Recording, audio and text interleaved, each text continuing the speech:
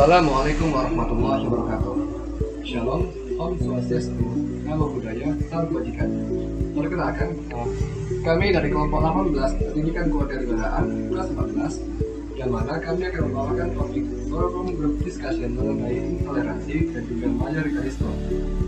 Saya Muhammad Arani Harahap dengan NIM 210502124 dan Prodi Manajemen sebagai moderator. Perkenalkan, nama saya Khairi Nafada Dimute dengan NIM 210503224 dari program studi akuntansi. Saya Rizky Wahyudi dengan NIM 211401036 dari Prodi Ilmu Komputer. Perkenalkan, nama saya Sarah Claudia Laya, NIM 210502242, Prodi Manajemen. Perkenalkan, saya Tania Mardatula dengan NIM 2105022 dari Prodi Manajemen. Jadi sebagai pembukaan, saya akan menjelaskan sedikit mengenai toleransi. Toleransi berasal dari kata bahasa Inggris, yaitu kata tolerance yang artinya toleransi. Sedangkan menurut KBBI, toleransi berarti bersikap toleran, membiarkan ataupun mendiamkan. Nah, dari berbagai pengertian dari bahasa tersebut, kita dapat menyimpulkan bahwasannya toleransi itu adalah suatu kemampuan individu untuk melakukan apa yang dengan baik, yang mana sikap ini membiarkan orang lain untuk memiliki pendapat ataupun opini pribadinya, dan kita sebagai manusia memiliki kesadaran untuk menerima dan menghargai perbedaan tersebut. Berkaitan dengan hal ini, terdapat beberapa pertanyaan yang akan didiskusikan bersama para peserta. Yakni yang pertama adalah, menurut Anda, bagaimana kondisi toleransi di lingkungan unit Prima Sumatera Utara? Baik, saya akan menjawab. Menurut saya, toleransi di lingkungan USU sudah terjalin. Karena di USU sudah ada sikap menghargai dan memperbolehkan suatu pendapat yang berbeda, serta yang menerima atau mendengarkan pendapat tersebut menghargai. Dan di USU juga sudah berteman dengan orang yang berbeda keyakinan, tidak berlaku diskriminasi pada seseorang yang berbeda agama atau berbeda tempat. Baik, saya kembalikan kepada moderator. Baiklah, terima kasih kepada Asal dari sana atas tanggapannya. Lantas untuk pertanyaan berikutnya ialah, menurut Anda sekalian, apakah sikap intoleransi dapat menimbulkan sikap radikalisme? Bagi memberikan pendapat, menurut saya intoleransi itu tentu ada hubungannya dengan radikalisme. Bisa dibilang intoleransi ini adalah awal terbentuknya suatu radikalisme yang nanti akan berujung pada suatu tindakan terorisme. Atau bisa kita umpamakan sebagai intoleransi ini sebagai benih yang nanti akan tumbuh menjadi suatu tindakan radikalisme dan terorisme. Terima kasih, kembalikan ke moderator. Baiklah, kepada saudara Rizky, terima kasih atas tanggapannya. Lantas, menurut Anda sekalian, apa sih faktor-faktor yang menjadi penyebab intoleransi itu sendiri? Bisa dijawab, faktor-faktor terjadinya intoleransi menurut saya ada 4, yaitu pertama, keagamaan sekalian, lalu yang kedua, populisme agama, lalu yang ketiga, politisi yang memanfaatkan agama, dan terakhir, pendirian rumah ibadah yang dilarang atas dasar agama. Saya kembalikan kepada moderator. Baiklah, terima kasih kepada saudara dapat tanggapannya. Lantas kepada para peserta lain, apakah ada yang memiliki tanggapan berbeda atau ingin menambahkan? Izin menambahi, menurut saya faktor terjadinya intoleransi ada 3. Yang pertama, globalisasi. Perkembangan situasi global yang mengikis nilai-nilai ketimuran, salah satunya toleransi. Dan yang kedua adalah demokrasi yang didominasi low class. Iklim demokrasi Indonesia yang kurang ideal membuat Indonesia itu menjadi sangat rendah atau disebut low class. Akan tetapi demokrasi itu ideal dalam kondisi sosial masyarakat yang kelas menengah. Dan yang ketiga adalah perkembangan media sosial atau medsos yang sangat cepat. Melalui perkembangan medsos ini, paham intoleran banyak disebarluaskan. Kalau dulu orang mengajarkan paham radikal itu melalui cara pertemuan atau cara diskusi, Selain sisi negatif, medsos juga mempunyai sisi positif yang bisa dimanfaatkan. Yang negatif inilah yang perlu kita antisipasi, khususnya bagaimana kita membangun toleran, baik lewat edukasi maupun langkah lainnya. Baik, saya kembalikan kepada moderator. Baiklah, terima kasih saudari Sarah atas pendapat. Jadi, para audiens sekalian, berkaitan dengan toleransi, hal ini erat kaitannya dengan mayoritarisme.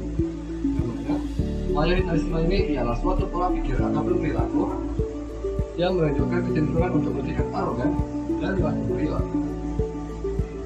Munculnya ekspresi sosial ini sendiri sudah terbelakangi oleh kesadaran komunal oleh para masyarakat yang terbanyak atau biasa disebut sebagai mayoritas, yang mana mereka ini merasa harus diistimewakan atau diprioritaskan dibandingkan dengan masyarakat yang sedikit atau disebut sebagai minoritas.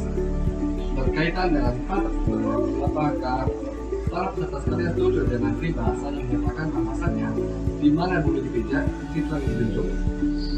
Izin menjawab, ya saya setuju. Karena Indonesia adalah negara mayoritas muslim, sudah sepatutnya mengikuti atau menghormati adat istiadat atau ajaran yang berlaku di tempatnya.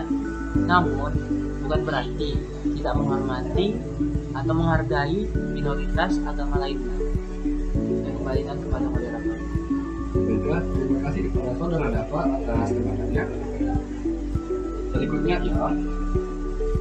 Jadi di sini ada sebuah kasus di Provinsi Bali yang mana terdapat seorang siswi yang ingin menggunakan hijab di sekolahnya.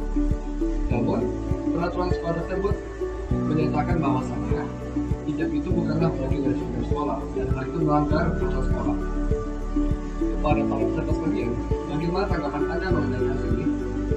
Izin menanggapi, pada kasus di Bali ini tadi sudah dikatakan bahwa tidak mengenakan hijab merupakan salah satu aturan yang berada di sekolah. Namun hal tersebut tidak berlaku pada Provinsi Bali sendiri karena dalam peraturan daerahnya pemerintah Provinsi Bali tidak melarang masyarakat muslim untuk menggunakan hijab. Jadi pada kasus ini intoleransi hanya ada di sekolah itu sendiri karena pihak sekolah sendiri yang menetapkan aturan itu dan juga menetapkan seragam sekolah yang tidak cocok digunakan untuk berhijab. Sekian dari saya kembalikan kepada Bapak. Baiklah, terima kasih kepada saudari Tania pendapatnya. Lantas kepada para peserta lain, apakah ada yang memiliki tanggapan berbeda atau ingin menambahkan? Izin menambahkan sedikit. Menurut saya, kasus ini merupakan kasus pelanggaran HAM dan hilangnya nilai Pancasila serta nilai kebinekaan. Sekolah seharusnya sebagai lembaga pendidikan memberikan contoh yang baik kepada setiap siswanya. Sekolah seharusnya mendorong para siswanya untuk melakukan ajaran agama yang bukan malah melarang siswanya untuk tidak melakukan apa ajaran agama. Terima kasih, saya kembalikan ke moderator. Baiklah, terima kasih kepada saudara Rizky atas pendapat. Berikutnya ada sebuah kasus yang serupa, namun tidak sama, yaitu di Padang seorang siswi yang beragama Nasrani justru diwajibkan untuk berhijab oleh sekolahnya dikarenakan hal tersebut merupakan peraturan daerah dan sekolah tersebut. Lantas kepada para peserta, bagaimana tanggapan Anda mengenai kasus ini? Izin menanggapi tentang kasus tersebut. Menurut saya seharusnya pihak sekolah itu tidak mewajibkan siswi non-muslimnya itu untuk menggunakan hijab. Walaupun beberapa siswi non-muslim itu mengatakan bahwa mereka tidak apa-apa untuk menggunakan hijab karena mereka sudah terbiasa dari SMP, bahkan ada dari mereka yang sudah terbiasa dari SD. Karena kita tahu bahwa mayoritas masyarakat di Kota Padang itu beragama muslim. Namun bisa jadi kan siswa dari non-muslim ini tidak nyaman menggunakan hijab. Jadi saya pikir seharusnya atau pihak sekolah sebaiknya tidak membuat peraturan yang mewajibkan untuk siswi non-muslim itu untuk menggunakan hijab. Bisa membuat peraturan menyesuaikan, tidak mewajibkan. Saya kembalikan ke moderator. Baiklah, terima kasih kepada saudara Rizky atas pendapatnya. Kepada para peserta lain, apakah ada yang memiliki pendapat lain ataupun ingin menambahkan? Izin menambahkan sedikit, saya pikir pihak sekolah tidak perlu mewajibkan yang non-muslim untuk menggunakan hijab. mungkin pihak sekolah mencari jalan tengah dengan mewajibkan agar siswa sekolah di Padang menggunakan pakaian yang lebih sopan dan tidak membentuk lekukan tubuh tanpa menggunakan hijab. Saya kembalikan kepada moderator. Baiklah, terima kasih kepada saudara Dafa atas tanggapannya. Jadi, ketika kita menelaah kasus di atas, kita dapat melihat bahwasanya mayoritarisme ini erat kaitannya dengan intoleransi. Kepada para peserta, untuk Anda sekalian, bagaimana kaitannya? Bagaimana kaitan antara intoleransi dan juga mayoritarisme ini? Izin menanggapi, menurut saya mayoritarisme itu memang awal dari intoleransi, karena pertama, masyarakat mayoritas masyarakat mayoritas yang menduduki suatu wilayah atau daerah dalam waktu yang cukup lama secara perlahan akan menimbulkan sikap mayoritarisme, yang mana sikap tersebut merupakan sikap yang menganggap bahwa kelompok mayoritas tersebut merupakan kelompok yang paling unggul dan yang paling bagus gitu. Jadi dengan timbulnya rasa mayoritarisme tersebut,